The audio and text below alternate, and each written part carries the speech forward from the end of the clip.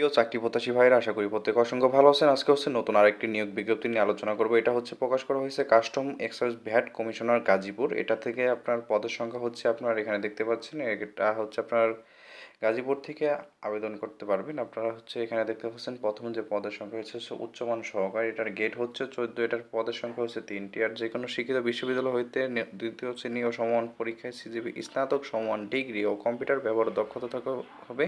Computer word processing, email, faxing machine ইত্যাদি চালানোর দক্ষতা অভিজ্ঞতা থাকতে হবে। কম্পিউটার মোটাকে প্রতি মিনিটে ইংরেজিতে হচ্ছে সর্বনিম্ন 30 ও বাংলায় হচ্ছে 25 শব্দকটি থাকতে হবে। আর এখানে দেখতে পাচ্ছেন দ্বিতীয় যে পদটা আছে সেটা হচ্ছে ডাটা এন্ট্রি অপারেটর। এটার গেট হচ্ছে আপনার 16তম গেট। আর এটার পদের সংখ্যা হচ্ছে 2টি। আর যে কোনো শিক্ষিত বোর্ড হইতে উচ্চ মাধ্যমিক সার্টিফিকেট সমান পরীক্ষা উত্তীর্ণ ও কম্পিউটার মোটাকে প্রতি মিনিটে হচ্ছে বাংলায় 20 শব্দ এবং ইংরেজিতে সর্বনিম্ন 20 শব্দ গতিতে থাকতে হবে। স্ট্যান্ডার্ড এটা উত্তীর্ণ হলে আপনি এখানে আবেদন করতে পারবেন। আর এখানে দেখতে পাচ্ছেন 3 নম্বর যে পদটা আছে অফিস সহকারী কাম কম্পিউটার।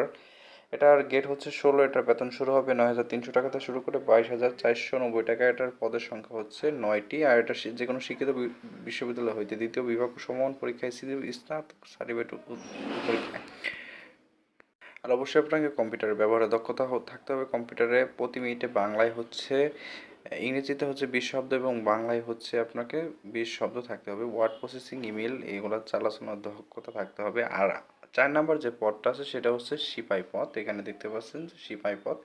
এটার গেট হচ্ছে 17 আর পদের সংখ্যা হচ্ছে 8টি। আর যে কোনো শিক্ষিত বোর্ড হইতে স্কুল সার্টিফিকেট পরীক্ষায় উত্তীর্ণ। পুরুষ হচ্ছে আপনার 5 ফুট 4 এবং মহিলা হচ্ছে 5 ফুট 2।